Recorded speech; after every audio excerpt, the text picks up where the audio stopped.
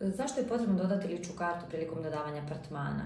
Ličnu kartu dodajte jer je to jedini dokument koji možemo da verifikujemo identitet vlasnika i jedino kome će biti dostupna jeste osoba koja se u našem timu bavi odobravanjem apartmana. Nakon dodavanja apartmana na sajt, lična karta se briše i neće biti dostupna nikom osim vama.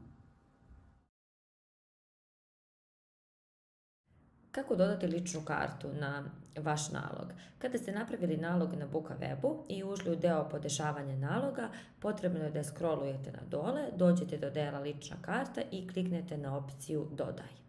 Zatim unesite pre svega prednju, a zatim i zadnju stranu lične karte. Fotografije će se automatski sačuvati i možete kliknuti dugme nazad za dalje uređenje informacija.